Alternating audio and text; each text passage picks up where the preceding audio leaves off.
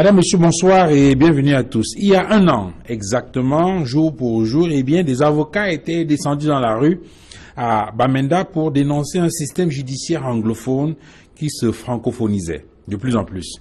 Cette revendication, couplée à celle des enseignants, lancée quelques jours après, pratiquement dans le même ordre d'idées, a pris de l'ampleur face à l'inertie de Yaoundé qui n'a pas su y apporter à temps des réponses adéquates au point où la situation a dégénéré avec des violences, des arrestations, des incarcérations, des villes mortes et des procès, donnant lieu à ce que l'histoire retiendra désormais sous l'appellation de crise anglophone. Depuis lors, des réponses ont été apportées à ces revendications de départ, pourtant la situation n'est pas revenue à la normale. Et pourquoi ? Pourquoi le travail ne reprend-il toujours pas depuis pratiquement un an dans les prétoires du Nord-Ouest et du Sud-Ouest? Un an, jour pour jour après le début de la crise anglophone. Qu'est-ce qui cloche? Quel contenant et quel contenu faut-il donner au dialogue présenté par les différents acteurs dans cette crise comme étant la panacée? 235 le débat ouvre justement le débat ce soir. Merci Madame, Messieurs de nous recevoir chez vous.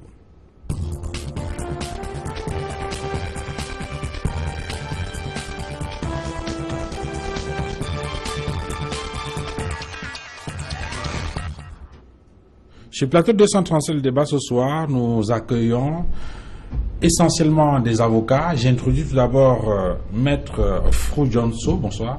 Bonsoir, monsieur. Merci d'être venu sur ce plateau. Merci. Vous êtes avocat au barreau du Cameroun et on vous considère, à tort ou à raison, comme appartenant à l'aile dure. Oh. Bon, vous avez récemment déclaré qu'il y a des préalables dorénavant à ce dialogue-là, puisqu'on a laissé pourrir la situation. Voilà. Désormais, il va falloir faire très attention, sinon on ne s'en sort pas. Voilà. On aura donc l'occasion de développer davantage cela. Merci infiniment d'être venu sur ce plateau. Merci. J'introduis Maître Dulus Tachou. Bonsoir. Bonsoir Duval. Merci d'être venu. C'est un plaisir d'être là aujourd'hui. Vous êtes avocat au barreau du Cameroun. Oui, oui. Mais vous, par contre, on vous présente comme l'aile modérée. Oh. En tout cas, vous êtes de ceux qui ont soutenu au début de cette crise qui avait effectivement un problème anglophone. On se souvient encore de cette émission qu'on a faite ici, je crois, c'était en mai 2015 ou 2016, oui, où dans un ton ferme et déterminé, vous indiquez qu'il fallait adresser ces questions-là et trouver des solutions. Effectivement. Aujourd'hui, vous faites partie de ceux qui estiment que oui, il y a des avancées et qu'il va falloir s'engager pour un retour à la normale. Effectivement. Voilà. Oui, oui. On en parlera. Merci donc d'être venu. Maître Jean de Dieu Momo, bonsoir. Bonsoir. Merci d'être venu. C'est un plaisir d'être sur votre plateau, le plateau de 237, le débat. Voilà. Vous êtes avocat au barreau du Cameroun et présenté par certains comme étant un tout petit peu sulfureux. Ah ouais, c'est vrai. Ah bon, enfin, dans tous les cas, vous êtes à côté d'être, je veux dire, à côté de votre casquette d'avocat, vous êtes également homme politique, Ouais. président national du PADEC. Oui, c'est bien ça. Mais sulfureux, je ne sais pas. Mais bon, moi, je laisse dire, je peux pas être à la fenêtre et me voir passer dans la rue. Voilà, merci en tout cas d'être venu, Maître Jean de Dieu Momo. J'introduis Maître Martin Biton, bonsoir. Bonsoir, Duval. Merci d'être venu, Maître. Merci de m'avoir fait cet honneur. Voilà. Vous êtes magistrat à la retraite, vous êtes également en train de préparer un doctorat en droit et enseignant également dans un certain nombre d'instituts universitaires. Je voudrais citer au passage EIFORCE, c'est l'école internationale des forces de sécurité, et vous êtes également enseignant à l'école nationale supérieure de police et bien sûr ancien magistrat et aujourd'hui avocat au barreau du Cameroun, c'est bien cela. Oui, c'est ça. Voilà. Bon, j'aimerais quand même dire que quand vous dites que je prépare un doctorat, je suis doctorant en droit avec une thèse déjà prête depuis le professeur Mélonnet. Bon, mais elle est dans la poussière, je veux peut-être la dépoussiérer un jour. Merci en tout cas d'être venu sur ce plateau. Messieurs, je vais vous suggérer, avant de rentrer dans le vif du sujet, de dire un mot sur un sujet qui s'impose dans l'actualité depuis le début de ce week-end. Il s'agit de cette candidature déclarée de Maître Akere Mouna, ancien bâtonnier, présenté aujourd'hui pour certains comme l'un des candidats les plus sérieux à la présidentielle au Cameroun. Je vous propose de le regarder dans ce reportage que vous propose Donald Lanuzwa. L'avenir de notre pays pourrait bien dépendre de ce qui se passera demain. Ces dernières semaines, j'ai échangé avec de nombreux Camerounais. des citoyens provenant de tous les horizons, à l'intérieur du pays comme à l'extérieur. Maître Akere Mouna est candidat à la présidentielle de 2018 au Cameroun.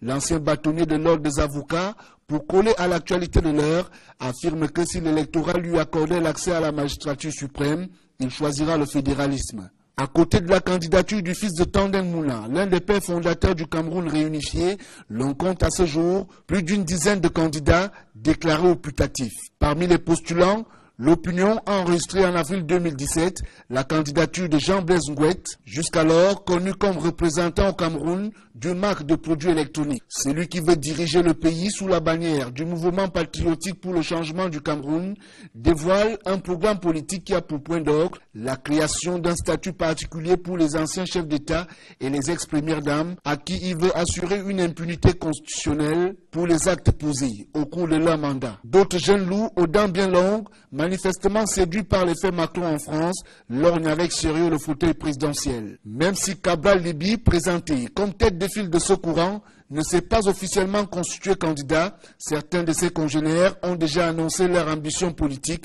pour 2018. Serge Espoir Matomba, la trentaine révolue, a été désigné le 10 juin 2017 par son parti, le Peuple uni pour la rénovation sociale, comme candidat de cette formation politique. Le conseiller municipal de Douala 4e s'appuie sur la jeunesse afin de proposer une alternance politique axée sur la bonne gouvernance. À cette liste non exhaustive s'ajoute le leader du parti de l'Esprit d'Avril 48, Jean-Marc Ngos, le candidat déclaré à la succession du président Biya et qui se revendique des connaissances en sciences occultes, appelle le peuple camerounais à se retourner vers Dieu pour libérer la nation. En attendant, l'agenda précis de cette élection, encore lointaine mais certaine, force est de constater que la présidentielle 2018 crée des vocations particulièrement chez les nouveaux venus de la scène politique qui auront certainement maille à partir avec la vieille garde, plus aguerrie par l'expérience politique et dont de nombreux leaders tardent à déclarer leur intention pour 2018.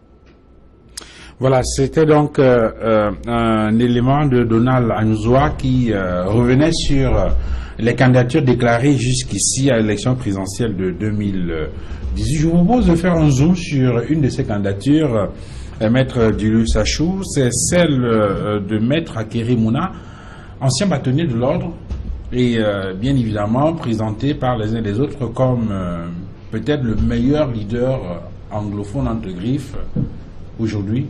Quelle est la perception que vous avez de cette candidature? Comment vous l'avez reçue? On doit noter premièrement que c'est un droit de tout Camerounais, n'est-ce pas, d'annoncer sa candidature.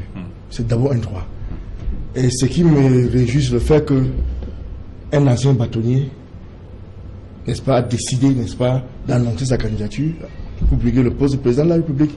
Je trouve ça génial.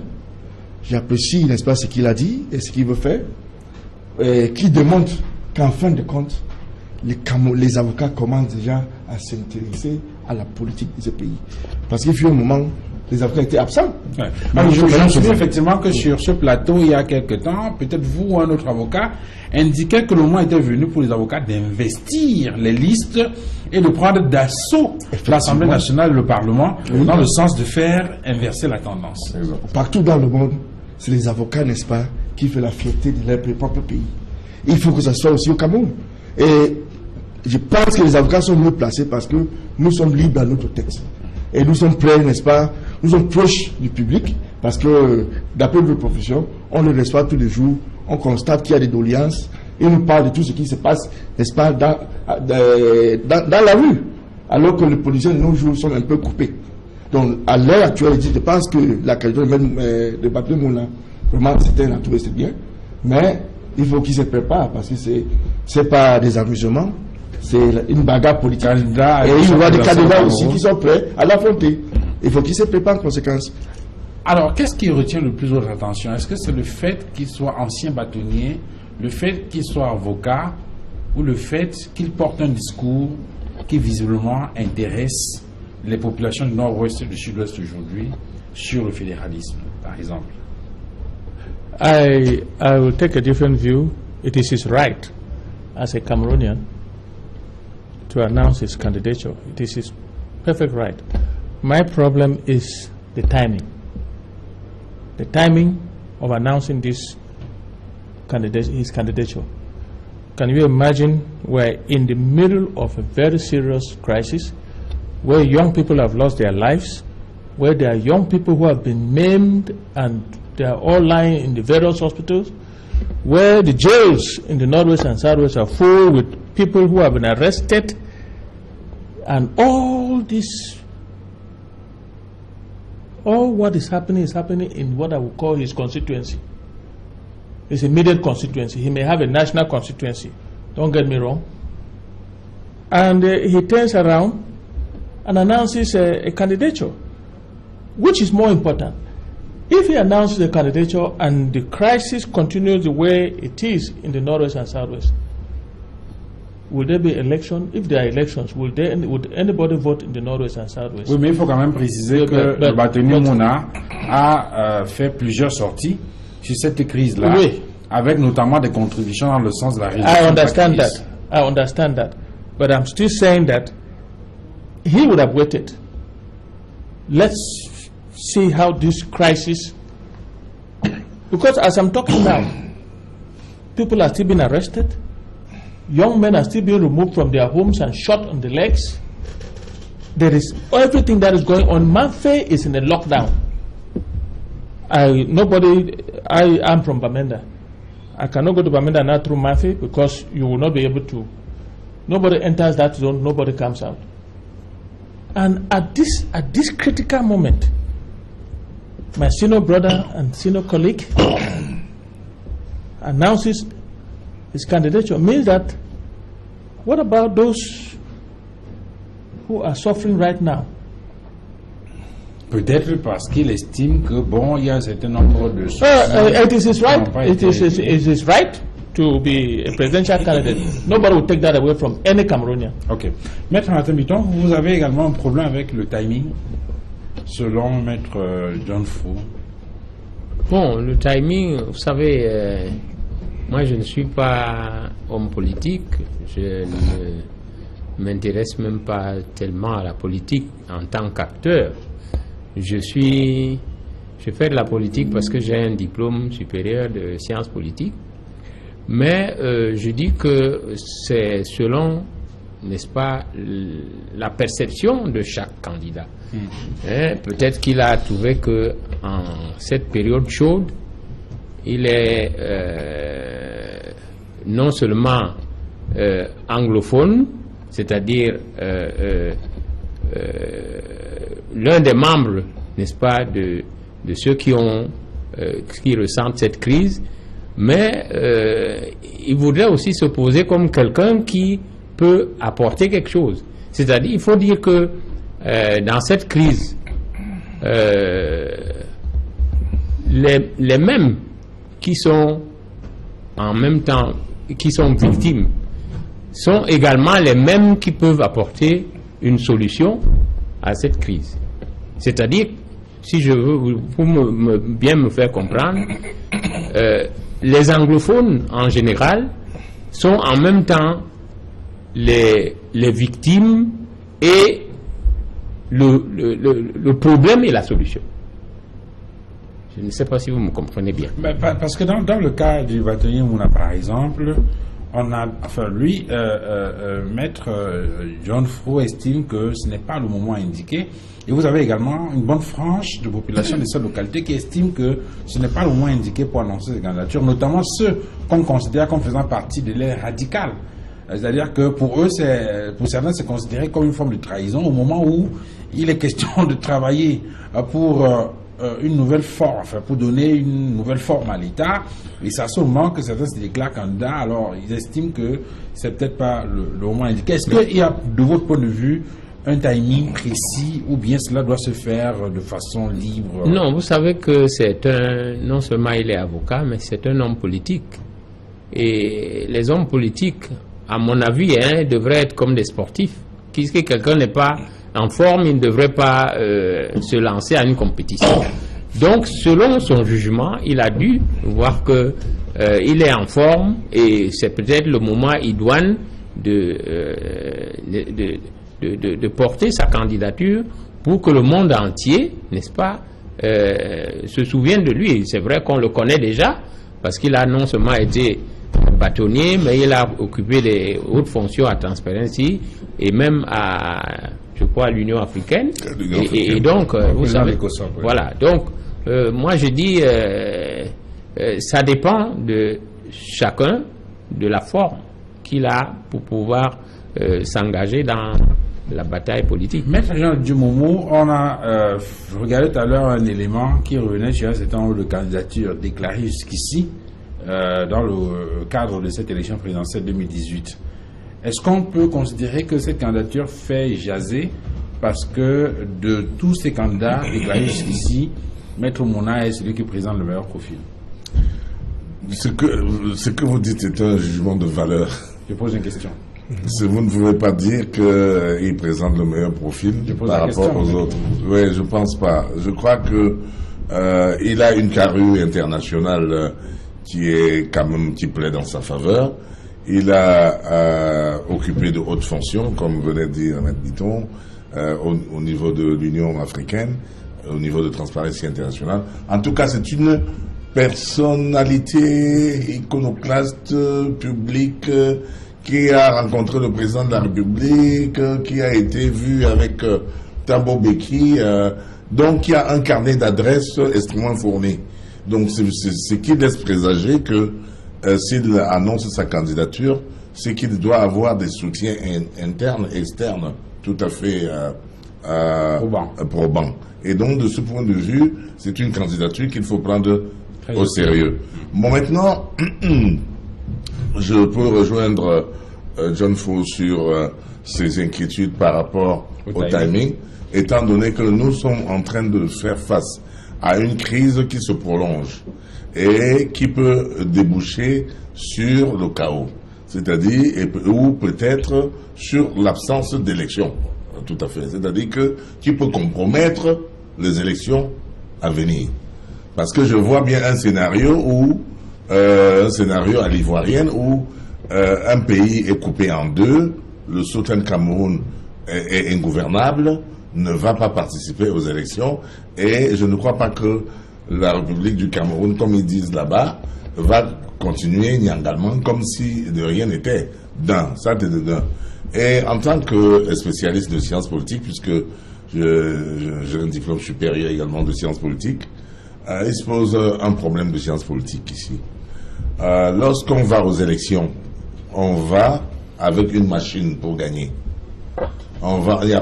Les candidatures indépendantes sont extrêmement difficiles à avoir dans le contexte aujourd'hui. Le code électoral est mauvais, il ne permet pas des candidatures indépendantes. Le code électoral cadre l'élection à un seul tour, ce qui n'est pas tout à fait indiqué en sciences politiques pour un pays qui est multipartiste. C'est-à-dire qu'une élection à un tour correspond... Il y a un couloir qui est prévu par rapport aux candidatures indépendantes. Oui, mais je veux dire que c'est verrouillé. C'est également dans la loi fondamentale, mais dans le code électoral, c'est tout à fait verrouillé. Parce que pour avoir une candidature indépendante, il faut avoir 500 signatures des personnes, des élus, des anciens élus. Soit du Parlement, c'est-à-dire des anciens députés, soit des anciens conseillers municipaux. Et on sait que la plupart sont à hauteur de 50 par région. Voilà, et beaucoup sont dans le parti au pouvoir, donc réunis. La troisième chose, il faut comprendre les méandres de la science politique ici, c'est des choses que j'ai apprises à l'école et sur le tas, quand je suis entré en politique, j'ai voulu allier la pratique à la théorie. Et quand je convoque les théories politiques qui sont enseignées dans nos universités, j'entrevois, et surtout quand j'appelle, n'est-ce pas, Maurice Duverger, j'entrevois que quand on vient en politique, non seulement on a une machine, mais en même temps, c'est la machine qui sert à lever les foules. Ensuite, il y a les inscriptions sur les listes électorales. Si vous n'avez pas participé à faire inscrire des gens pour votre compte sur les listes électorales, vous ne pouvez pas compter sur les gens qui se sont inscrits parce que moi, un autre adversaire, j'ai fait inscrire les miens et ils ne vous voteront jamais. Donc, de ce point de vue, et je crois que j'ai exploré ça avec vous ou avec quelqu'un d'autre, il y a 5800 personnes inscrites disposant des cartes contre 5 millions, contre 6 millions 400. Donc il y a le fait que les cartes ne sont pas disponibles pour tout le monde. Et l'on sait que la machine, c'est-à-dire l'ECAM, qui contrôle les élections, n'est pas tout à fait accessible aux partis d'opposition. De telle manière que vous ne pouvez pas contrôler les cartes qui sont délivrées. Et rien ne nous indique que les cartes seront disponibles pour les 6 400 000. De 6 400 000, vous, si vous faites une étude statistique des anciennes élections, vous verrez qu'en 2011, M. Paul Biya, dont les partisans se sont inscrits en grand nombre. Ce que vous essayez de démontrer, c'est que 3 millions 700 000 n'ayant pas contribué aux institutions électorales. Exactement. Je suis en train de vous démontrer d'une manière tout à fait il ne peut pas avoir le meilleur véhicule qui le porte. Exactement. Et donc, à ce moment-là, qu'est-ce qu'il compte sur quoi pour gagner? Est-ce qu'il vient pour gagner ou est-ce qu'il vient pour faire parade? Peut-être que maître... quand il a commencé à intervenir dans ces crises, il a fait beaucoup de contributions importantes. Il devait rester dans ces lignes-là. Le jour que ces crises est décantée, ces crises est résolues, je crois que Keramona, c'est un candidat sérieux. Parce qu'il y aura, à ce moment-là, il y aura l'électorat de nord-ouest et le sud-ouest pour lui donner un pouce pour que, pour la première fois, un anglophone devienne chef de l'État. Voilà. Mais il a raté cette opportunité parce que il y a les gens qui souffrent. Il y a les gens qui sont morts. Mais il y a les gens qui sont en prison. Mais cette déclaration de candidature n'empêche pas de continuer à faire des contributions. Non, ça a donné une impression de calcul politique sous le dos de ceux qui souffrent. Encore que ce n'est qu'une déclaration de candidature. Ça peut être, je n'en sais rien, mais quand tu interroges sur le terrain, vous voyez qu'il a donné une impression de récupérateur de ce qui se passe dans le nord-ouest et le sud-ouest. Et ça aide énormément ses chances. Une chance s'il avait laissé que ces crises soient résolues, apaisées, et ainsi de suite, il devait être une candidature très sérieux. Oui, mais moi je pense que vous que faites la politique, notamment Maître Momo, vous savez très bien que en politique, c'est le calcul. Oui. En politique, c'est l'opportunisme. Absolument. En politique, c'est, je dirais pas des coups bas, mais chacun prépare ses coups pour donner là où ça fait mal. Je suis parfaitement d'accord. Bon, alors donc je dis... mais vraiment, le timing est l'élément important. Selon vous, ça c'est selon vous. Non. Mais selon d'autres qui le soutiennent, peut-être que c'est le moment idoine pour, n'est-ce pas, émerger parmi ces siens qui souffrent. Et comme un libérateur, c'est pour peut-être là comme... L'avenir nous dira donc qu'il y a... Est-ce qu'il n'a pas voulu couper l'herbe sous les pieds de Ben Mouna, par exemple, qui est au tribunal en train de défendre les autres? Non, je dis par exemple.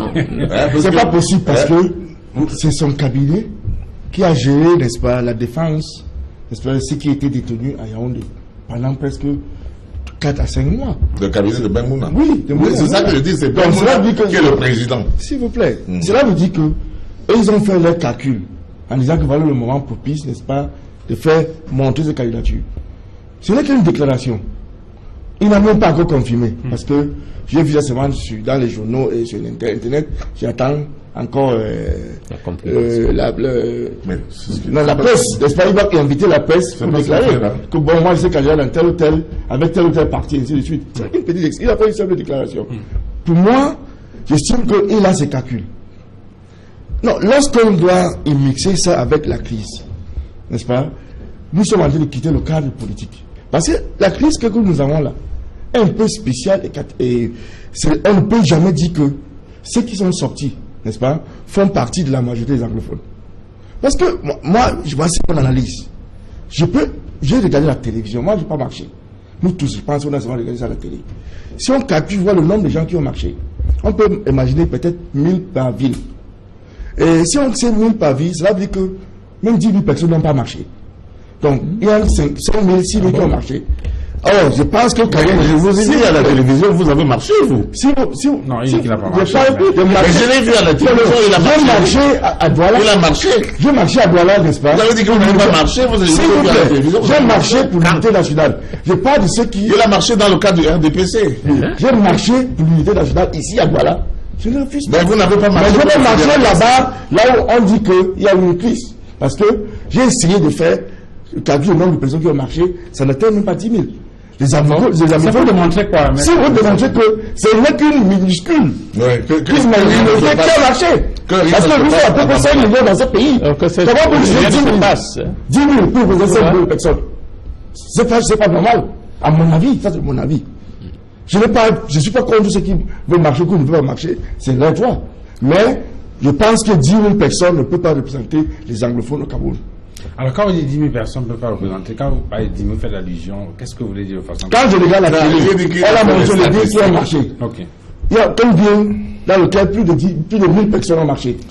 Donc, si on fait la communauté, ça dit le calcul de tout. Mais en même temps, ce ne sont pas forcément tous ceux qui n'étaient pas d'accord qui sont descendus dans la rue.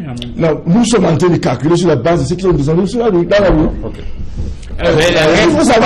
Pardon, puis-je intervenir là que, et vous, du RDPC qui avez marché, soi-disant contre le fédéralisme ou pour les institutions, on a marché pour l'unité. Est-ce que vous atteignez 1000? Vous savez, vous étiez même pas 1000. Est-ce que vous atteignez 500? Le RDPC a marché pour dire soi-disant qu'il... Vous êtes de quel parti? Moi, je suis le parti des patriotes. Je suis le président du parti des patriotes. Vous êtes seul dans votre parti. Est-ce que je parle de ça? Le RDPC. On est toujours membre. Pardon. Pourquoi vous parlez de alors, c'est qu'il finisse. Non, il avait déjà fini. Et je voulais parler. Tu as terminé. Laisse-moi dire. Je réagis donc au propos de Maître Achou. Voilà. Pour dire que Maître Achou voit à la télévision et compte à la télévision, d'après lui, qu'il n'y a que 10 000 personnes qui ont marché à Bamenda, dans le sud-ouest et dans le nord-ouest. Et je dis, moi aussi, je l'ai vu à la télévision en train de marcher dans les rangs des partis du RDPC, à la tête avec, et moi je n'ai pas compté 500 personnes. Donc, marcher pour marcher, les gens qui ont marché pour contre le fédéralisme et pour on n'a pas ce qu'on fait. On a marché pour l'unité nationale, pas contre qui que ce soit. Attends. On a marché pour l'unité nationale. Tu vois, on a dit, voilà, si vous laissez comme ça, ça ne pourra pas marcher. On a dit, ils ont marché officiellement pour soutenir les institutions. Voilà ce qu'ils ont dit. Ce n'était pas pour l'unité nationale. Ils ont dit pour soutenir les institutions.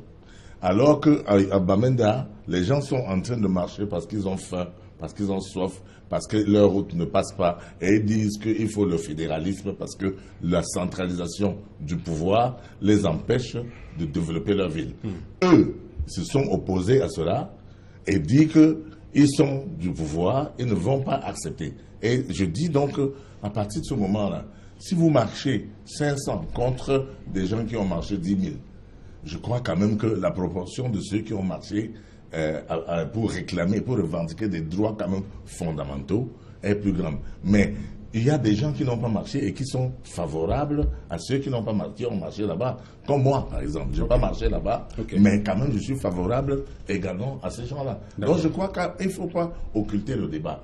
Je pense qu'il faut toute proportion garder. Savoir quand même que même si on défend une cause, il y a des hommes qui ont perdu leur vie. Il y a des hommes dont un de mes clients, BBC Manchot, qui est encore en prison. Donc, je crois quand même que Et il ne faut pas soutenir des choses pour soutenir. Okay. Nous sommes Mais tous c'est pas- en train On de m'interdit vouloir... de soutenir D'accord. Dernière réaction. Vous m'interdisez de soutenir ce que je Non, veux. je ne vous interdis rien. Je donne la parole à Maître Biton et puis... Il vaut mieux que vous donniez la parole parce que oui, bien sinon, sûr, bien on sûr. va pas s'entendre. Maître Vous Biton, m'avez- est-ce que le nom Mouna qu'il porte, pour vous, va être un avantage ou un inconvénient dans sa course à la présidentielle 2018? Non, De ça votre point de dépend, ça dépendra des électeurs. Hein. À la fin, c'est le résultat des urnes. Mais je dis que il faut quand même relever qu'au Cameroun, et beaucoup l'ont souligné, on a tendance à démonter son frère camerounais dès l'instant où on voit qu'il veut déjà progresser, n'est-ce pas? Vous reprenez là une très célèbre formule du professeur Mendouzé qui présentait la société camerounaise comme une société à crabe. Voilà. Donc, je dis vraiment, laissons les jeux, n'est-ce pas, s'ouvrir. Et moi, je dis que la politique devrait être comme le sport, un fair play. Faut qu'on soit fair play. Parce que moi, je dis, Akere Mouna est candidat. Déjà, le nom d'avocat joue pour lui, parce que quand on voit dans le monde entier, les Sarkozy, les Obama, les Mitterrand, c'était des avocats. Et quand un avocat, n'est-ce pas, se présente quelque part, c'est quand même un homme honorable, un homme digne. Et on sait que sur le plan personnel, sur le plan de la personnalité de M. Akere, de Maître Akere, c'est un homme valeureux. Ça, c'est qu'on l'aime ou qu'on ne l'aime pas, on sait qu'il est valeureux, de par son nom d'avocat, de par son nom de bâtonnier, de par son prénom d'Akere. Parce que le nom de Mouna, chacun sait qui était Tandem Mouna dans ce pays. Bon, maintenant, il y a des choses qui sortent simplement parce qu'il a osé poser sa candidature.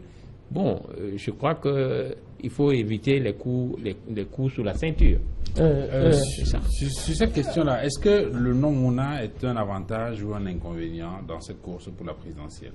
Avant que je réponde à cette question, je voulais souligner que le timing que j'ai parlé, ça n'a rien à voir avec le match.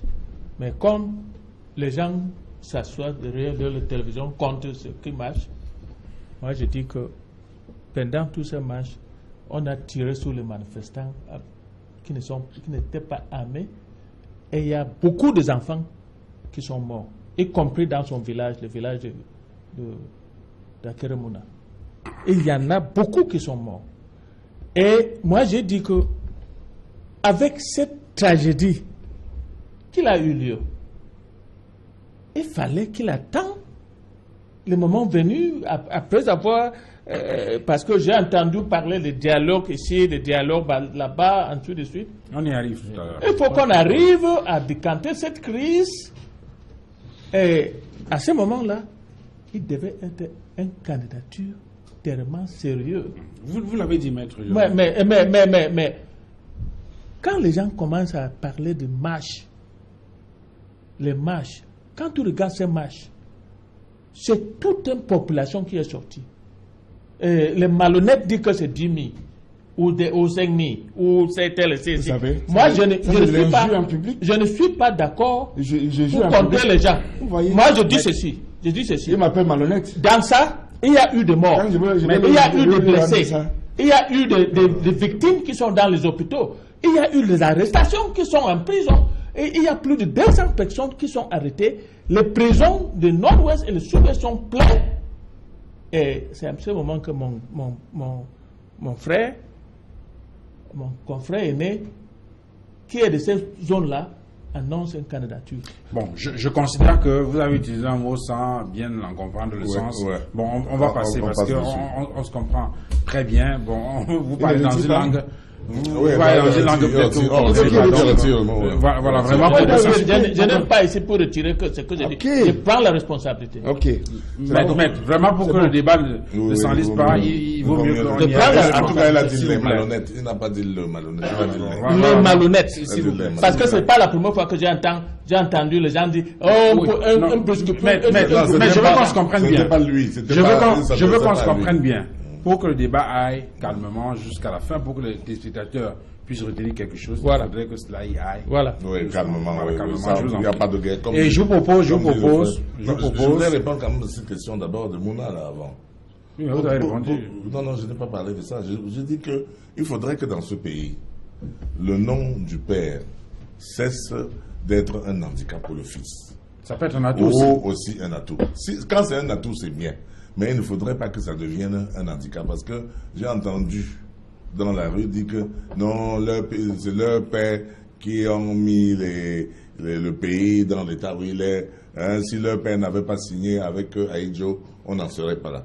Donc il y a beaucoup d'anglophones qui pensent que leur père et Foncha, John Bufoncha, ont joué un mauvais rôle. Donc, mais ce que je voulais dire, c'est qu'il faut comprendre quand même un exemple. Chaque être humain a sa valeur intrinsèque. Il ne faut pas frapper un être humain avec le bâton de son père. Exact. Et il ne faut pas que...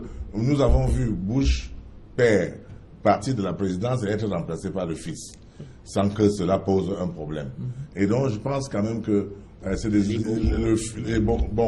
chacun a sa personnalité. C'est différent. Voilà. Alors, je donne la parole à Maître Achou pour qu'on sorte de cette question et puis on aborde le sujet qu'on a annoncé en sommaire.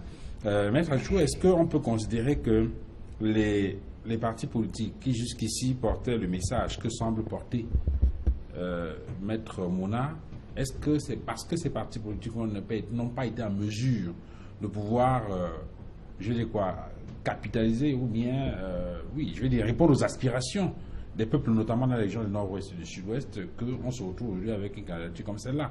On sait qu'il y a un parti comme le SDF qui, à un moment donné, a posé des problèmes comme ceux qui sont posés par les populations dans ces régions-là. Est-ce qu'on peut donc considérer cette émergence de la candidature de Mouna comme étant l'échec de ces formations politiques-là dans la gestion de ces questions-là? Non, mais je ne pense pas que c'est un échec.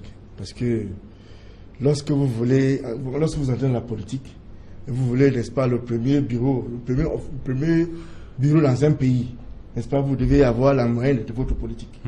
Si les autres n'ont pas réussi, ce n'est pas moi de les juger, parce que je n'aime pas juger les autres. J'aime apprécier ce que je veux, j'aime parler de mon avis à moi, et je n'aime pas parler en termes généraux. Je pense que Akere Mouna vient de démontrer qu'il est un bon joueur. Et comme disait l'autre, un bon joueur ne rate jamais d'équipe. Si vous êtes un bon joueur, n'est-ce pas, c'est l'équipe qui vient vers vous pour vous chercher. Et c'est comme ça, c'est la politique. Et ce qu'il vient de faire. Pour le moment, il peut être endossé par n'importe quel parti politique qui pense que lui aussi est un bon joueur. C'est comme ça que je considère sa candidature. Bon, en dehors de tout ça, M. Akere Mouna, comme on vient de dire, il a cette capacité, n'est-ce pas, de devenir président. Et à mon avis, à moi, et que j'ai toujours répété, le Cameroun est déjà prêt pour un candidat, un président anglophone. Mais le problème qui se pose, c'est quel anglophone? Il est le premier de se montrer. Peut-être qu'il y aura d'autres, s'il y en a d'autres, mais je pense qu'à l'heure actuelle, le pays-ci est prêt pour être gouverné par un anglophone. Pourquoi vous êtes prêt? Parce que c'était pas prêt avant? Oui, parce que moi, vous savez, je viens de passer 50 ans. Et avant 50 ans, le raisonnement, n'est-ce pas, est différent. Et après 50 ans, c'est différent. C'est maintenant que je constate que, après 50 ans de ce pays, n'est-ce pas, on a essayé des francophones 2 fois. C'est tout à fait normal, n'est-ce pas, qu'on a essayé, n'est-ce pas, de mettre un anglophone qui va essayer de faire de l'équilibre. Moi, je pense qu'il il a essayé de démontrer que pour régler cette crise, je veux être candidat. Moi, si je suis là, je veux le régler. N'est-ce pas? Tout simplement. Mais j'appartiens à un parti politique. Et notre parti politique est en train de regarder. Si on pense qu'il est à la hauteur, je sais qu'on le choisit. Mais si on ne le choisit pas, nous aurons notre candidat face à lui. C'est comme ça. C'est comme ça. Et donc, dans la politique, tout est possible. Autrement dit, vous êtes prêt à militer pour une candidature anglophone, par exemple au sein du RDPC, pour la prochaine élection présidentielle? Effectivement, c'est ça mon avis. Et moi, si tel est le cas, si tel est le calcul de mon frère et grand frère Akere Mouna, moi je souscris. Je pense que si c'est pour remplacer, par exemple, le président actuel et gérer l'affaire, moi je serai son premier fan. Bien sûr, c'est pour ça qu'il est candidat. Qu'est-ce que vous croyez mettre? Je serai son premier supporter. Parce que il est temps aussi, effectivement, qu'un anglophone puisse prendre le pouvoir. Ça suppose que cette crise va durer jusqu'à ce qu'on ait un nouveau président? Non, non, c'est ce que je suis en train de dire, c'est que... Si je vous comprends. Le problème, c'est que Maître Akeré Mouna peut être investi, peut-être par le RDPC aussi. Ouais, rien n'exclut ça. Donc à ce moment-là, moi je veux le soutenir. Moi, les patriotes vont le soutenir. J'imagine que vous dites ça pour rire, Maître Mouna. Pas du tout, je rigole pas. Akeré Mouna, c'est quelqu'un de bien et c'est un grand frère que j'aime bien. Je vous propose de regarder un autre reportage cette fois. C'est un reportage qui nous amène sur les origines de la crise observée dans les régions du Nord-Ouest et du Sud-Ouest. Comme vous le savez, c'était le 11 octobre 2016. Des avocats étaient descendus dans la rue à Bamenda pour dénoncer la francophonisation d'un système judiciaire qui commençait à avoir des conséquences graves dans la gestion de la vie quotidienne dans ces régions-là. On se souvient également que ces avocats avaient été violentés par des forces de l'ordre, et puis de là on a assisté à une série de mouvements, puis des violences et finalement des procès, incarcérations qui ont débouché finalement sur ce qu'on appelle aujourd'hui la crise anglophone. Je propose de revenir aux origines de cette crise-là avec dans ce reportage de Kédia. Au début de la crise était la mobilisation des avocats anglophones au cours d'une manifestation organisée pour réclamer un ensemble de choses, parmi lesquelles la traduction de tous les textes juridiques du pays. Manifestation violemment réprimée par les forces de sécurité dépêchées à Bamenda. Cette histoire commençait avec les avocats qui ont écrit 3 mémorandums au ministre de la Justice qui a mis ça de côté. Et les avocats sont descendus sur la rue pour protester. On les a tabassés. Sont rentrés dans la course les enseignants et les étudiants qui eux également seront dispersés à coups de gaz lacrymogène, battus, violentés en mondovision. Les différents partis vont se réunir pour un meilleur résultat dans les revendications. C'est la naissance du consortium. Les deux organisations se retrouvent ensemble pour mettre ce qu'on peut appeler le consortium, pour négocier avec le gouvernement. Le gouvernement commence en quelque sorte ce qu'il appelle des négociations, mais plutôt les instructions qu'il envoie à ses ministres pour venir donner les instructions. Ça n'a pas marché, c'était dur. Il fallait maintenant dissoudre le consortium et arrêter tout le monde et enfermer. Une action qui aura pour effet de radicaliser les manifestants. La suite, tout le monde la connaît. Elle se résume à une année de revendications intenses, faite de villes mortes à répétition, d'une année blanche qui, quoique contestée, est bien visible sur le plan scolaire, des casses, incendies, de la répression violente, sanglante.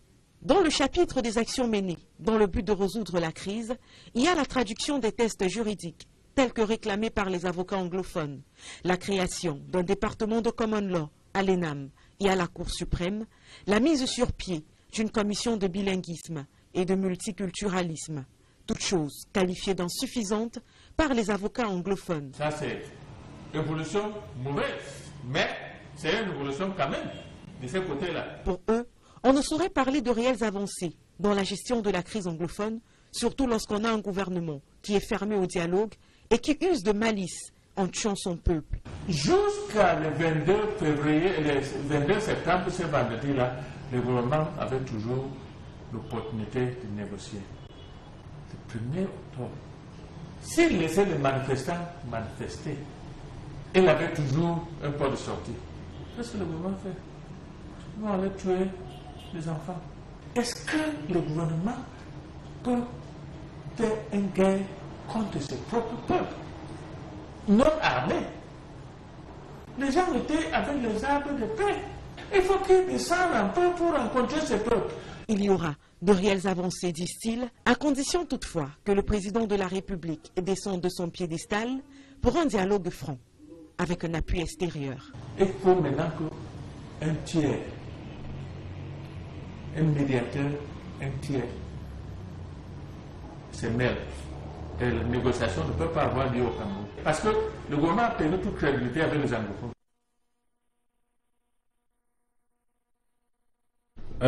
Je vous redonne la parole, Maître Julius Achou. Un an après, ça avait commencé, on l'a vu avec cette marche des... Peut-être qu'on ne le dit pas très souvent, mais avant que les avocats anglophones descendent dans la rue à Bamenda, il y a eu ici une conférence qui avait été interdite à Douala, qui devait être donnée par un avocat anglophone, Maître Abin Roland, qui justement ce 1er octobre là voulait donner une conférence pour attirer l'attention des pouvoirs publics sur notamment la non-traduction de cet acte uniforme pour Ouada, entre autres. Cette conférence avait été interdite. Et puis, quelques jours après, il y a eu donc cette marche de Bamenda, et puis après, tout a basculé. Aujourd'hui, un an après, jour pour jour, est-ce que vous comprenez pourquoi les avocats ne sont pas rentrés dans les tribunaux? Vous savez, ça fait déjà pratiquement 2 ou 3 ans. J'ai fait mon analyse pour expliquer pourquoi les anglophones, dans tous les anglophones, ne se sentent pas comme des Camerounais entiers.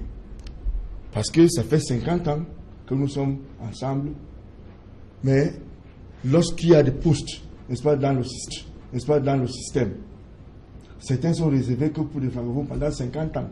Comment vous pouvez espérer qu'un anglophone peut être content?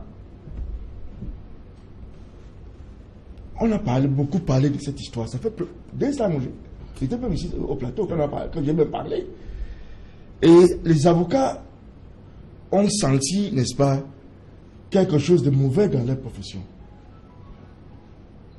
Vous êtes avocat anglophone. Il y a un texte sur le plan international qu'on utilise dans nos juridictions locales. Ce texte est seulement en français. Vous venez à l'audience pour plaider ce dossier. Vous avez en face de vous un avocat francophone qui maîtrise le texte en français. Vous êtes anglophone, alors que la plupart des anglophones ne savent même pas que ce texte même existe. Vous commencez à plaider. Cela va sans dire que l'avocat francophone aura le dessus. Moi, j'ai toujours dit que les revendications de ces avocats sont vraiment légitimes parce qu'ils ont demandé que les textes au Cameroun soient traduits dans les 2 langues officielles. Bon, ce qui est arrivé, il y a eu grève qui a été orchestrée par les avocats dans la zone anglophone, qui a été mal gérée. Et je pense que ça a toujours mal géré parce qu'on a créé des commissions, n'est-ce pas, sans tenir compte des personnes qui doivent vraiment représenter, n'est-ce pas, les avocats. Il y a un mauvais casting. D'où, n'est-ce pas, c'est devenu un monstre qui a voulu avaler le pays ici. Parce que lorsqu'on veut parler de cette commission-là, il faut qu'on fasse attention. On doit choisir les gens qui peuvent, pas les gens qui veulent. Bon, c'est arrivé. Les enseignants se sont joints, n'est-ce pas, à ce mouvement. Et ça, comme les solutions n'ont pas été trouvées, n'est-ce pas, d'urgence, les extrémistes ont pris, n'est-ce pas, et ont transformé ça en politique. C'est-à-dire, ils ont estimé que la seule façon pour que l'anglophone, n'est-ce pas, soit à l'aise, c'est pour... C'était régler ça politiquement. Oui, politiquement. Bon, bref, c'est ça le problème. Bon, moi, c'est toujours une cause noble. Mais je n'ai pas été d'accord du fait qu'on doit utiliser les enfants, n'est-ce pas, et on doit bloquer les hommes d'affaires d'évacuer à leurs activités, n'est-ce pas, pour cette cause. Parce que, comme étant donné que c'est politique, moi je pense que lorsque un gouvernement a été mis en place pour une durée de l'Assemblée, n'est-ce pas, c'est parce qu'ils ont présenté un projet de société qui a été adopté.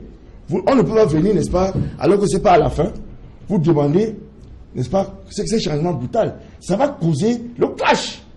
Parce que moi, j'ai été voté, par exemple, le chef de l'État, le président a été voté avec son programme. Et vous, maintenant, qui change comment? C'est tout à fait le moment qu'il va y avoir clash. Et moi, je ne suis pas d'accord qu'on envoie les gens, n'est-ce pas, pour défier l'autorité. Okay. Parce que quand vous deviez l'honnêteté, c'est ça les conséquences. Donc en fait, pour répondre à la question, vous indiquez qu'il y a une crise qui au départ avait des fondements légitimes. Oui. Après, ça s'est enlisé à cause d'une mauvaise gestion. Et aujourd'hui, c'est la raison pour laquelle, malgré tout, la situation revient pas à la normale. Et puis, pour le régler, tout le monde connaît la solution. Mais pourquoi on attend les commissions pour le faire? Il faut le régler. Très bien. Si c'est réglé, les gens seront contents. Et c'est ça que les gens attendent. Maître Jean-Dieu Momo, au départ, il y a eu la question de la traduction des actes uniformes au WADA. Puis il y a eu d'autres revendications qui sont greffées à cela.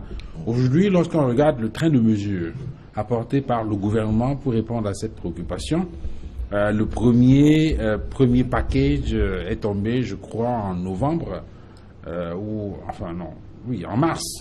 En mars 2016, la traduction des actes uniformes au WADA, la création d'une section du Common Law à l'ENAM, également à la Cour suprême, la création du département d'English Law dans certaines universités, Douala, Tchang, Gaoundé, et ainsi de suite, le redéploiement des magistrats et des enseignants dans ces zones-là, le recrutement des auditeurs, je crois 50, 30 greffiers entre. Bref, il y a un certain nombre de mesures qui ont été apportées par les pouvoirs publics. Certains ont estimé que le gouvernement était allé même au-delà de ce qu'avait exigé.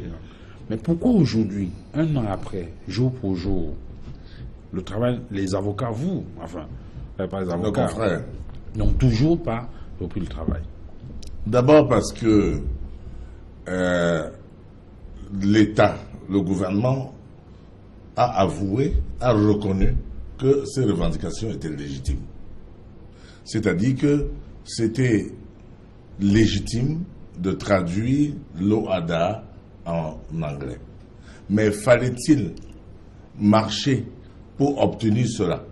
Nous avons suivi dans le documentaire John Fro qui dit que avant cela, il y a eu des mémorandas que le ministre de la Justice, Laurent Esso, le ministre d'État, a carrément, purement et simplement classé. C'est-à-dire que ces gens-là n'ont pas marché contre la loi. Ils ont marché pour exprimer leur citoyenneté et leur ras-le-bol. Parce que, après avoir demandé 3 fois, doucement, gentiment, par écrit, que nous sommes dans un pays soi-disant bilingue, vous nous donnez des documents en français. Et donc, on dit en africain que l'animal qui courait a réveillé l'animal qui somnolait et qui dormait. Donc, il y avait d'autres problèmes en sommeil que ce problème-là, ce petit problème a réveillé. Le véritable problème qui était là, c'est que la tentative des francophones de franciser les anglophones.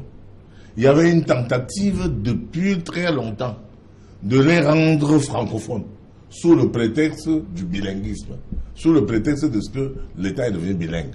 On y a affecté des magistrats francophones, des enseignants francophones pour enseigner leurs enfants, des juges francophones pour juger les vieilles mères qui ne comprennent aucun traître mot de français. Et donc, de ce point de vue, quand ils ont dit, mais comment? Nous avons fait des mémorandas, vous n'avez pas répondu. Nous marchons paisiblement, pacifiquement, main nue, pour attirer votre attention. Vous envoyez la police nous maltraiter. Nous avons vu la manière dont on les a frappés, qu'on a frappé des confrères, des avocats. Ce n'est pas des bandits, des gens d'une haute société, des gens d'une haute classe, des gens d'une haute éducation, des gens d'un certain niveau. On les a frappés comme si on frappait des malfrats. Et ça a dégénéré. Si, dans un pays démocratique, on peut traiter des avocats comme des bandits, qu'adviendra-t-il? Qu'en est-il de cet État? Quel est cet État qui ne peut répondre à des sollicitations justes que par la violence? L'État a donc, après que l'embrasement a eu lieu, c'est-à-dire qu'après qu'on a posé d'autres problèmes, et des gens qui avaient leurs propres problèmes, qu'on appelle les séparatistes, se sont mêlés dans la danse. Qu'est-ce que l'État a fait? Envoyer des gens, comme dirait John Fro, au lieu de dialoguer, ils sont venus pour donner des instructions. Parce que nous avons un État qui dirige les gens en instruction. Mais au-delà de la mauvaise gestion de ce dossier, il y a quand même qu'à un moment donné, on a eu l'impression que le gouvernement avait reconnu. C'est ça que je suis en train de vous développer. Et a donc pris un train de mesures pour apporter des réponses à ces questions-là. C'est ça que je développe. Alors, pourquoi aujourd'hui, malgré tout cela, on n'a pas le sentiment qu'on est en train de revenir... Non, si vous voulez, je peux shooter donc directement sur ça. Hein, je développais cela. Pour montrer que la gravité, je montrais crescendo, pour vous montrer la gravité, que ce n'est plus le problème de l'OHADA. Ce n'est plus le problème de la francisation des anglophones. C'était devenu maintenant un problème où, pourquoi il n'y a pas un politique? Pourquoi le président est francophone? Pourquoi le premier ministre? Pourquoi vous, les postes de souveraineté, on donne toujours aux francophones? Est-ce qu'un début de solution ne pourrait pas être aussi, en même temps, le retour des avocats dans les prétoires? Donc, le fait est que, actuellement, l'État ayant reconnu, a corrigé, a insisté pour corriger, mais, je n'ai pas fini, vous laissez un temps de parole quand même assez, donnez-moi 2 minutes. Et là, l'État a pris des mesures correctives. Mais ces mesures ne suffisent pas. Parce que les gros des problèmes, maintenant, là, il faut résoudre tous les problèmes. Tant que vous ne pouvez pas résoudre tous les problèmes. Et tout le problème, c'est quoi? Tout le problème aujourd'hui, c'est que le fédéralisme. Parce que, ou la sécession. Le fédéralisme porte pour la majorité qui veulent gérer leurs affaires eux-mêmes, au lieu d'aller vous demander, parce que on va demander tout à Yaoundé et c'est trop, on ne veut plus. Ils ne veulent plus aller à Yaoundé s'aligner pour parler le français, pour demander quoi que ce soit. Ils veulent que désormais, on donne leur quote-part, on partage le budget, on donne leur quote-part. S'il y a 10 États, s'il y a 48 États, s'il y a combien d'États, partagez le minimum qu'ils ont, vous leur donnez. Et vous restez, si vous voulez manger votre part là-bas, vous mangez. Eux, avec leur petite part, ils se débrouillent pour construire leur route. Voilà le problème. Okay. Donc, ce n'est plus le problème de l'OHADA. Okay. Ce n'est plus le problème des sparadraps qu'on a mis sur la plaie. Maintenant, là, le problème de fond est là. Okay. La décentralisation n'est plus à l'ordre du jour. Elle est terminée. Depuis 1991, on a, avec la tripartite, on a exploré la décentralisation, ça fait 20 quelque chose d'années, c'est fini. Non, ça n'a pas, la décentralisation ça a échoué, ça a échoué. Dans la Constitution 10 janvier 1997. Ça a échoué, ça a échoué. La décentralisation part de... Attendez, la décentralisation part de 1991. Et elle a abouti à la Constitution de 1996. C'est-à-dire que la décision ne coupait pas les années. Hein. La ruse que les francophones font là-bas, ça ne peut plus passer. On passe à la fédération. On peut donner la parole à Maître Ditton. Bon. Maître Ditton, j'ai cette question. Quel peut être le meilleur bout? Parce que là, lorsqu'on a écouté Maître Momo, alors le problème est devenu global et que la solution va être éminemment politique, avec notamment la modification de la forme de l'État. Est-ce que il y a d'autres qui estiment que le problème ayant débuté avec la colère des avocats anglophones, peut-être que le retour dans les prétoires pourrait être un début de solution également à la résolution de cette crise-là. Est-ce que c'est votre point de vue? Oui, disons que, vous savez, à défaut de dialogue que réclame tout le monde, il n'y a que sur les plateaux de télévision qu'on peut dire la vérité, parce qu'il faut éviter la langue de bois. Je crois qu'au départ, si le gouvernement avait voulu régler rapidement cette crise, elle aurait été réglée de manière administrative, en suivant justement la décentralisation que les gens réclament à corps et à cri, et qui était déjà une sorte de sœur du fédéralisme, puisque nous avons été quand même un État fédéral. Hein. Moi, ça me surprend quand on dit que lorsqu'on réclame le fédéralisme, c'est qu'on veut diviser l'État. Mais ça veut donc dire que le Nigeria est divisé, que les États-Unis d'Amérique sont divisés, que la Suisse est divisée. Bon, donc, on a raté une occasion de régler ce problème vraiment pacifiquement et administrativement. Maintenant, tout le monde reconnaît que la crise est devenue politique. Donc, il faut régler ça politiquement. Moi, j'étais l'un des avocats au tribunal militaire pour défendre les gens de la crise anglophone. On a libéré mon client parmi ceux qui ont été libérés. Et justement, le ministre de la Justice, garde de Sceaux, a dit que la crise est politique. Et c'est là où je me demandais si le tribunal militaire était devenu un tribunal politique. Bon, finalement, ça a été réglé politiquement par le chef d'État et c'est prévu dans la loi sur le tribunal militaire. Sur le tribunal militaire. Bon, maintenant, si l'État voulait donc pousser, n'est-ce pas, le bouchon un peu plus loin sur le plan politique, il lui fallut qu'on fasse rapidement un dialogue. Et à mon avis, un dialogue à 4 dimensions. C'est-à-dire dialogue franc, sincère et inclusif. Et en rentrant dans les détails, on voit que le dialogue franc, on doit éviter la langue de bois, demander aux gens de sortir ce qu'ils ont dans les tripes. Voilà. Parce qu'il y a un problème de malgouvernance qui est général, ce n'est pas seulement propre aux régions anglophones, c'est propre à toutes les régions. Mais les gens ont besoin de s'exprimer. Il fallait donc instituer ce dialogue franc, sincère, c'est-à-dire prendre des gens qui peuvent dire la vérité, pas les gens qui sont partisans, qui encensent plutôt le pouvoir ou encensent l'autre côté. Et dans ce dialogue-là, prendre, comme je disais tout à l'heure, les gens qui se sentent victimes et qui sont en même temps le problème et la solution, parce que le problème est né d'eux, la solution viendra également d'eux. Absolument. Bon. Maintenant, 4e élément, c'est le dialogue inclusif, c'est-à-dire qu'on doit prendre les hommes politiques et les hommes du pouvoir, de l'opposition, les hommes de la société civile, les hommes d'église, les hommes les intellectuels, prendre tous ces gens-là, parfois même des Bayam Selam qui peuvent être représentés, parce que nous sommes une société, n'est-ce pas, composite. Et faire donc, moi j'évite les catalogues ou les étiquettes. Il y a eu la tripartite, ce n'est pas la tripartite, mais il fallait quand même un dialogue où on puisse, donc à partir de là, il pouvait sortir même les solutions qui sortent aujourd'hui.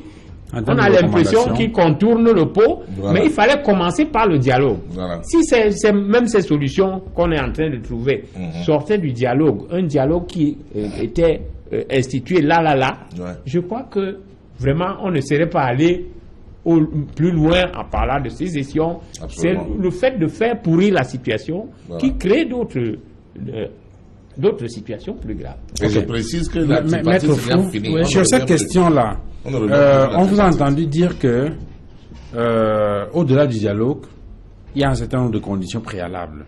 Et vous estimez que il n'est pas possible d'organiser un dialogue productif. Ici, vous estimez qu'il faut faire appel à une tierce personne, un dialogue qui devrait être fait à l'extérieur du Cameroun. C'est bien ce que vous indiquez? Oui, c'est bien. C'est bien ce que j'ai dit. Il faut que je rectifie les faits, parce que nous sommes en train de vivre une histoire. Il faut qu'on rectifie ici. Après les avocats, les enseignants, il n'y a pas eu de solution. Les deux s'est retrouvé pour former ce qu'on appelle le consortium. Ce consortium a commencé les négociations. Vous savez que les anglophones, quand ils négocient, Qu'est-ce qui s'est passé? Les autres qui n'étaient pas les politiques. Moi, je n'ai pas compris ce qui se passe dans ce pays. Le RDPC a les grands politiciens, y compris mon père, Achidi Adjou, qui a Bamenda, y compris Paul Mokete, qui est dans le sud-ouest. Et quand cette affaire est devenue politique, pourquoi le gouvernement va aller chercher les fonctionnaires pour envoyer à Bamenda pour que ça soit, elle insulte les gens, et passe les instructions, il vient mentir à Yaoundé? C'est comme ça les fonctionnaires. C'est leur modus operandi pour avoir je ne sais pas quoi. Mais après ce qui s'est passé, le 1er septembre là, le 1er octobre là, avec le tueur, et ce qui s'est passé, Nations Unies a demandé d'abord l'enquête. Les États-Unis ont demandé l'enquête. Union africaine a demandé ce dialogue inclusive. Et tous ces mots-là vont demander le dialogue. Mais d'abord les enquêtes. Et si le gouvernement jusqu'ici n'a pas pu organiser un dialogue, là où on parle, monsieur, c'est à vous les journalistes de vérifier. Ils sont encore en train d'arrêter les jeunes, ils sont encore d'entrer dans les maisons à maison, sortir les jeunes et tirer sur leurs pieds, leurs incapacités, aller voir dans les hôpitaux, partout. Moi, je n'invente rien. Et si dans cette situation-là, vous allez parler à qui? Donc, je dis qu'il y a le préalable. Le préalable, c'est quoi? Arrêtez tout ça. Retirez les troupes. Faites baiser la tension dans la zone. Et les négociations commencent parce que le gouvernement a perdu toute la légitimité dans le nord-ouest et le sud-ouest. Ce n'est pas moi qui le dis. Vous regardez. Il y a la télévision qui nous montre tout. Il faut donc que ce dialogue doit être géré par un médiateur neutre. Quand vous dites médiateur neutre, c'est-à-dire les organisations internationales, l'UN, l'Union africaine, ou les personnalités reconnues internationales. Mais c'est d'abord une affaire nationale. Comme Kofi Annan, comme je ne sais pas. Mais c'est d'abord une affaire nationale, maître. Non, nationale, ça est devenu une affaire internationale. Et comment c'est international? Non, regardez la paix sociale, la paix est menacée dans l'Afrique centrale. Mais est-ce que vous estimez qu'il n'y a plus personne au Cameroun capable d'être médiateur? Il n'y a plus personne ici au Cameroun. Moi, je le dis et même pas les forces morales et religieuses. Non. Et pourquoi? Donc, elles sont complètement disqualifiées. Pas qu'elles sont disqualifiées. Mais quoi donc? Il faut que le monde entier va prendre au sérieux. Parce que prenez l'Église. L'Église, ils sont parfois tournés de ces côtés, parfois de ces côtés, parfois on ne sait plus là où l'Église se situe. Oui, mais même les gens qui vont venir de l'extérieur, on ne sait pas de quel côté ils vont pencher. Écoute, les organisations internationales et certaines personnalités internationales sont pris au sérieux. Parce que cette histoire menace la paix dans la sous-région. Ok. Maître Adjou, sur cette question-là, comment devrait être il faut qu'il arrête de tuer les jeunes, il faut qu'il arrête d'arrêter les jeunes, il faut qu'il libère tous ces qu'on a. Les prisons sont pleines comme ça. Il faut qu'il relaxe tout le monde et que la paix revienne dans cette zone et on commence le soi-disant dialogue. Et vous ne pouvez pas dialoguer sous les cadavres. Vous ne pouvez pas dialoguer sur les gens qui ont les mains coupées, les pieds complètement coupés. Alors, les conditions que semble poser Maître Faux pour vous sont faisables ou bien vous avez le sentiment que quelles sont, de votre point de vue, les conditions dans lesquelles on devrait tenir ce dialogue-là? Moi, je ne suis pas d'accord avec son avis. Il a droit à son avis. Mais j'ai le mien aussi. Premièrement, je ne suis pas la personne qui doit me baser sur ce que les autres ont dit pour prendre position. Moi, je descends sur le terrain pour faire des vérifications. Et je ne suis pas d'accord que lorsque on a tiré sur les Camerounais, n'est-ce pas, les gens ne se plaignent pas, ne déposent pas de plaintes contre ceux qui ont posé cet acte. Oh, il y a les plaintes, monsieur. Il y a les plaintes. Il y a les plaintes déjà. Ordonné, monsieur. Il y a les plaintes. Je vous en prie. Maître Bernard, qu'il finisse. Allez-y. Allez-y. Je m'excuse, mais il y a les plaintes. Il a toujours comme ça. Permettez qu'il finisse. Voilà. Sinon, on ne va pas finir le débat. Allez-y, maître. Parce qu'il vous a vraiment écouté de façon religieuse, comme vous parliez tout à l'heure. Allez-y, maître. Allez-y, maître. Allez-y. Moi, je ne suis pas parmi ceux qui acceptent des choses sans passer à la vérification. La personne qui est blessée a le droit de se plaindre contre celui qui l'y a violenté.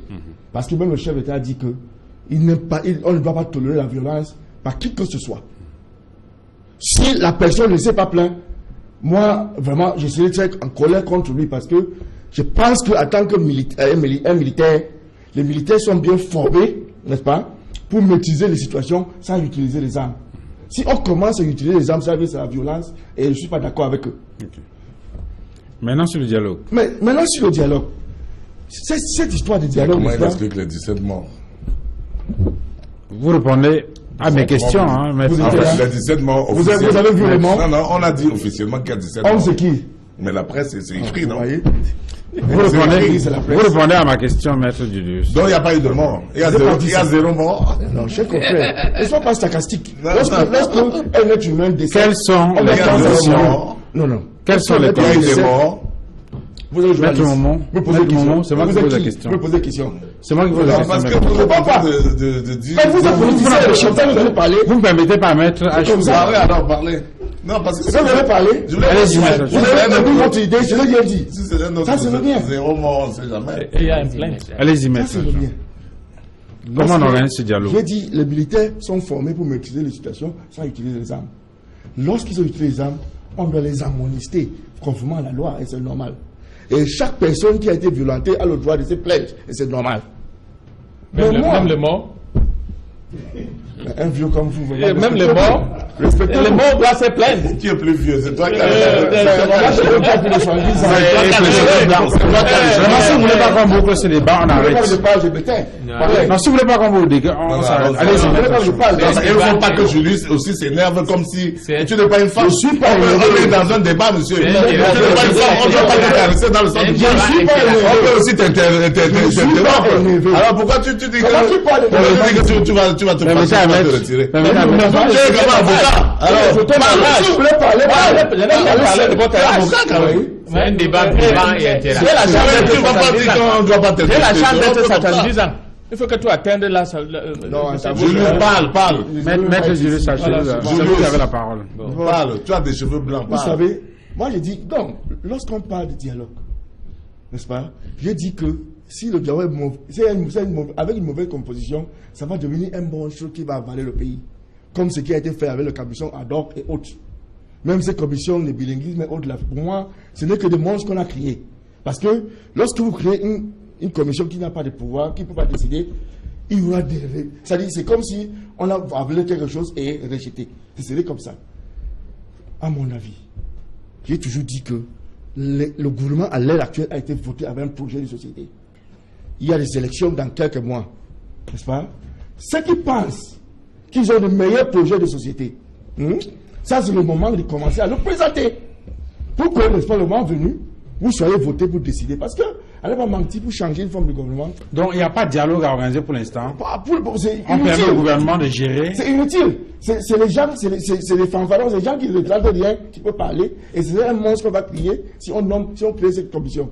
Il faut que ceux qui ont le meilleur projet de société soient votés sur place. À quel moment vous avez donné le temps pour moi, je candidat? Il a un projet de société. Chacun qui pense qu'il peut, n'est-ce pas, va se lancer. Ok. C'est préparer la conséquence. Je dois dire quelque chose. Le dialogue à l'heure actuelle ne va passer à rien. Je veux dire que...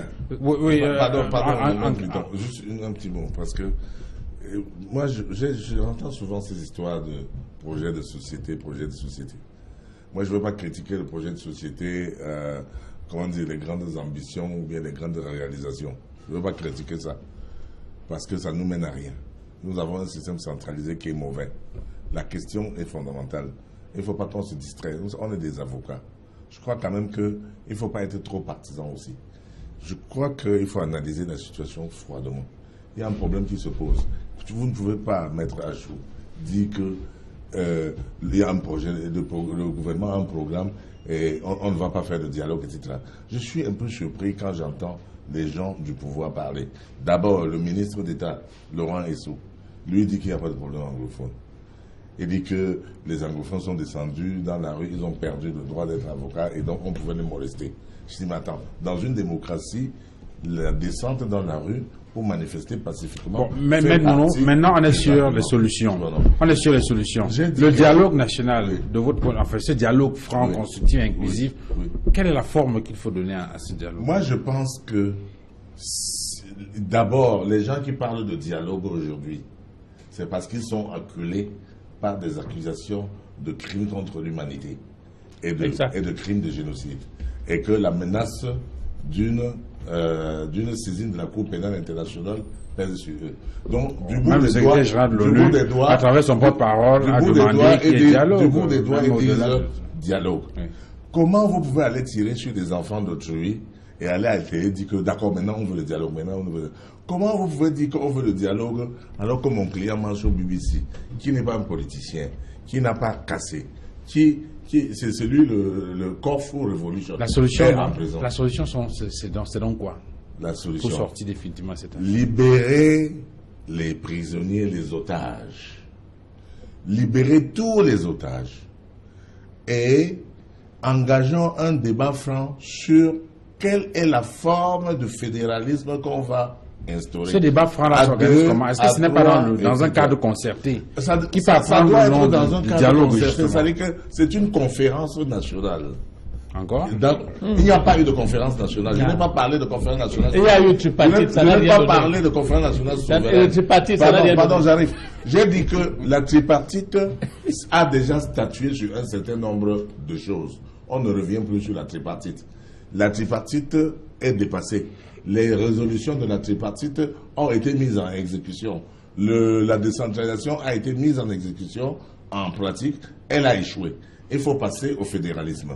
Moi, je vois des personnalités, et c'est mon grand frère Abel Zonga qui me suggère ça, comme Christian Toumi, justement, j'y arrivais, qui est quand même une personnalité d'envergure nationale et internationale. Donc on n'a pas forcément besoin d'aller chercher à l'extérieur. Je pense que oui, on peut toujours chercher, parce que les gens que nous avons en face sont des gens rusés. Comme ils mangent leur part et mangent la part des autres, ils ne veulent pas libérer. Parce que le fédéralisme, ils ont refusé la décentralisation. Pourquoi? Pour capturer tous les biens de la nation dans la même assiette à Yaoundé, pour qu'on vienne leur demander. Alors que la décentralisation voulait que vous dépassez un peu, vous enlevez un peu de votre pouvoir, un peu d'argent. Au lieu qu'on mette toute la cagnotte entre les mains du président de la République, divisons un peu en petites miettes, chacun a sa part. Le fédéralisme, d'après le droit constitutionnel qu'on a fait en première année, est la forme la plus achevée de la décentralisation. Donc, tant qu'à faire, allons directement à la forme la plus achevée, c'est-à-dire au fédéralisme. Vous donnez la part de chacun et c'est tout. Qu'est-ce qu'on discute? Duval. On discute à manger pour tout le monde. On veut que toutes les régions qui vont devenir des États aient chacun sa petite cagnotte à gérer seul, sans que aller à Yaoundé demander le Caterpillar pour creuser ta route. Alors, Maître Buton, justement sur les solutions qui sont proposées, c'est vrai que vous avez parlé tout à l'heure du dialogue France, sincère et tout ça, et il a cité tout à l'heure Albert Zonga, qui est un homme politique connu et reconnu, qui justement, dans la recherche des solutions à cette affaire-là, propose de faire attention à l'extrémisme. Oui. Il dit qu'il y a deux camps. Il y a ceux qui prônent une répression militaire barbare et qui veulent que cela dégénère pour fuir, aller manger notre argent à l'extérieur parce que pour la plupart, ils ont tous des nationalités étrangères. Voilà. Et vous avez en face de ceux qui sont cachés aux États-Unis ou qui sont, où ils sont entrés comme des réfugiés et qui prônent la sécession et sont donc prêts à faire brûler le pays sans courir le moindre risque et que de ce point de vue-là, il faut faire attention. Faire attention, ça signifie justement se parler. Oui. C'est-à-dire le dialogue. Oui, tout à fait. Maintenant, est-ce que vous êtes de ceux qui estiment qu'il n'y a plus personne sur le territoire national en mesure de conduire une médiation ou une négociation en ce sens-là? On a cité le cas du cardinal Toumi, il y a beaucoup d'autres personnes qui pourraient être sollicitées. Toumi ne peut pas accepter par le régime en place. J'en conviens. Mais il ne peut pas accepter par le régime en place. Le régime en place, il faut déjà l'accepter, c'est ça? Il faut déjà le solliciter. Moi, je dis que... il faut voir les choses créer abcès. Je crois que il y a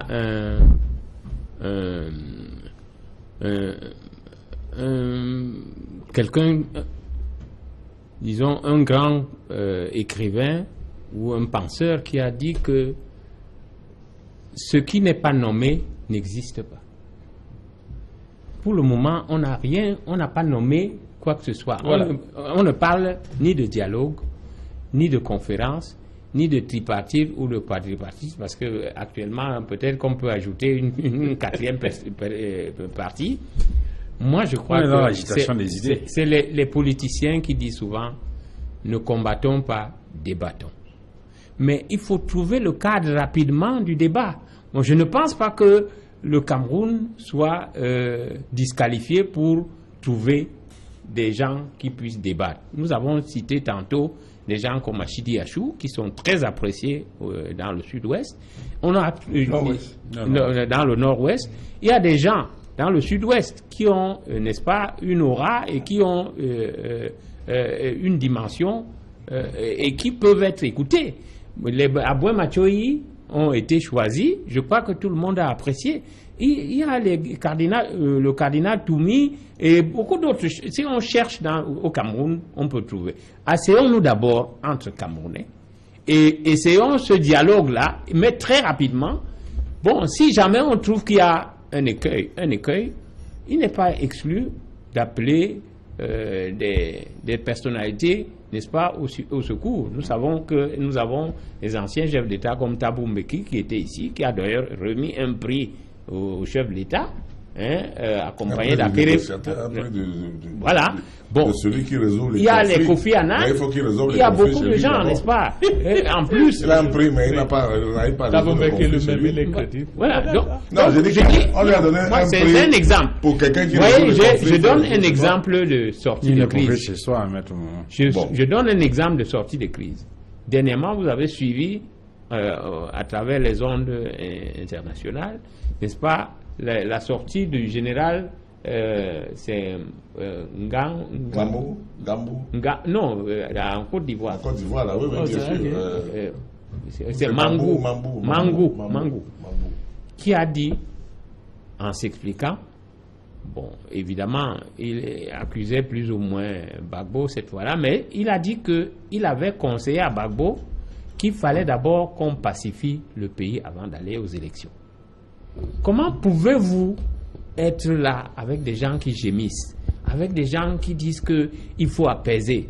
Même les revendications des avocats, c'était des revendications corporatistes. Mais maintenant que d'autres avocats sont encore en prison, d'autres ont fui le pays, mais vous allez même aller aux élections comment? C'est là où je ne suis pas d'accord avec mon jeune confrère. Vous ne les pas vos jeunes confrères. Non, mon confrère est né, mais mon jeune frère sur le plan social. Parce que moi, j'ai au-delà de 70 ans. Hein. Vous avez 50 ans, vous êtes mon fils. Vous êtes mon fils. Bon, donc je dis... Je ne suis pas votre fils également. Si. J'ai presque 57 ans. Mais j'ai 71. Et ça fait quoi? Oui, ça fait que à 21 ans, je pouvais être votre père. Non, si. J'ai une fille. Pardon, des choses Ma première fille a presque 50 ans. Elle a réussi à donc je disais que on ne peut pas aller aux élections dans cette embrouillamini. Les élections ont lieu peut-être dans quelques mois ou l'an prochain, mais il faut d'abord que, n'est-ce pas, le pays soit apaisé. Que les différents protagonistes qui aient de l'apaisement un peu partout pour qu'on puisse se mettre autour d'une table et débattre. Absolument. Okay. On a une sortie de l'émission. S'il vous plaît, on fait des tours de table, que chacun prenne la parole pour vous boucler et puis qu'on sorte de l'émission. C'est votre dernier Bon, ok. Si vous voulez, je prends la parole pour la dernière fois. Pour dire que j'apprécie beaucoup ce que mon grand frère Albert Zonga a dit là. Mais j'y vois, je peux apporter juste une nuance qui ne contredit pas ce qu'il dit. Les deux camps.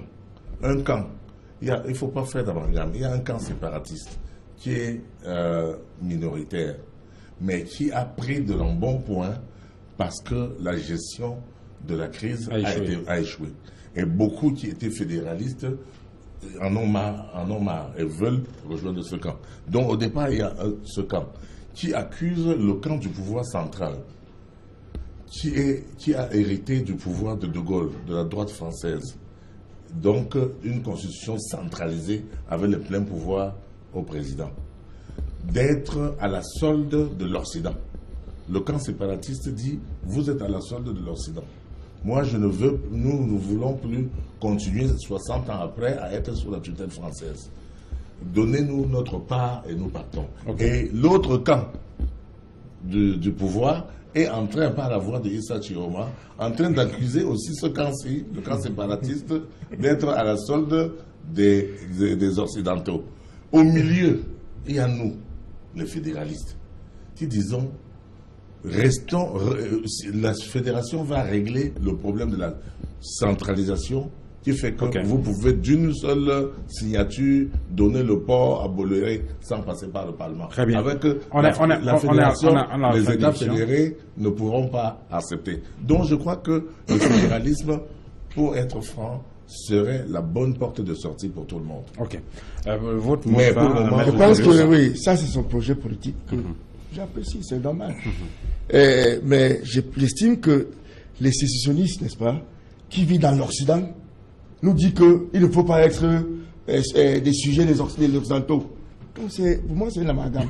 Parce qu'eux tous vivent aux États-Unis. En même temps, ils disent que non, on n'accepte pas ce que les États-Unis vous disent, ou bien les Français, et ainsi de suite. Même pour moi, j'estime, je suis Camerounais, et je vais rester Camerounais. Je ne suis pas sécessionniste, ni fédéraliste, je préfère la décentralisation. Et ce qu'il faut faire, lorsque quelqu'un bat mon gouvernement, n'est-ce pas, je veux me courber devant. Il faut que chacun vienne avec son projet de société, que j'insiste, qu'on part aux élections. Parce qu'il faut imaginer, dans les pays développés, lorsque on sent que le pouvoir central, n'est-ce pas, n'est pas populaire, on anticipe les élections. On peut toujours, mais pour faire le dialogue dans ces pays à l'heure actuelle, c'est catastrophique. Ça va diviser le pays à petits morceaux. Mais on ne peut pas faire les élections non plus. On peut pas faire les élections non plus quand vous gagnez, M. Momo est président, vous allez décider. À l'heure actuelle, vous avez la magistrat à l'Assemblée, vous allez décider. À l'heure actuelle, il y a le tueur. On est en train de tuer les Camerounais. On est en train de tirer sous les pieds et de tirer partout le Camerounais. Même quand on parle, il y en a qu'on a mis dans les prisons, plus de 200. Mais pour qu'on arrive à voir, quel que ce soit dans ces pays que vous appelez les élections, si vous voulez aller aux élections avec ce qui se passe là, c'est votre droit absolu. Mais il faut savoir que ça sera extrêmement difficile de gérer les élections dans le nord-ouest et le sud-ouest. Moi, j'ai dit ceci. J'ai toujours dit. Vous connaissez ma position. Il faut faire baisser la tension dans la zone. Il faut retirer tous les soldats qui sont là-bas. Il faut laisser les gens enterrer leurs morts. Et les dédommager. Et après, on organise un dialogue entre deux parties. Parce que ce pays est formé par deux États fédérés. Elle était. De 61, nous avons eu un gouvernement fédéral du Cameroun. Jusqu'en 72, oui. Oui, 61 jusqu'à 72. Deux partis. Et un parti s'est plaint. Et vous voulez forcer pour aller aux élections, présenter un projet de société et laisser. Vous ne voulez même pas qu'on enterre. C'est le préalable. Vous ne voulez pas qu'on enterre même les morts. Vous ne voulez pas que ceux qui sont à l'hôpital soient guéris. Les gens entrent à l'hôpital, ils sortent les blessés pour aller jeter dans le cellule. Et même ceux qu'on a tués, on ne sait pas là où on les a enterrés. On est où là? Voilà. Maître Vitton, pour sortir de l'émission, on est à la fin du programme. Oui. Disons que toutes choses étant égales par ailleurs, les mêmes causes produisent les mêmes effets. Si on pousse les brutalités très loin, je crois que ceux qui ont opté pour les brutalités policières et autres, n'est-ce pas, prendront à leur compte les conséquences qui vont suivre. Et ce sera désastreux. Mais je dis aussi que moi, sans être politicien, je ne suis pas pour le fédéralisme, parce que ça risque d'être la danse bafia. On va devant, on va en arrière. Nous serons le seul État au monde à avoir été un État fédéral, à avoir été unifié pour rentrer dans le fédéralisme. Et demain, peut-être que ça ne... Plusieurs États, ça peut être 10 États. Non, mais justement, là, ça risque un jour de revenir. Peut-être qu'une crise va éclater. On va dire, revenons à l'unification. La forme centralisée. Merci, messieurs. La décentralisation poussée, c'est pas où les gouverneurs seront élus. Merci, monsieur, d'être venu sur ce plateau. Merci. C'est terminé, monsieur. Merci d'être venu sur ce plateau. Merci à vous, maître John Fousso, d'être venu, avocat au barreau du Cameroun. Merci à maître Julius Achou d'être venu sur ce plateau. Vous êtes également avocat au barreau du Cameroun. Merci à vous, maître Jean de Dieu Momo, avocat au barreau du Cameroun. Et à vous, maître Biton Martin. Voilà.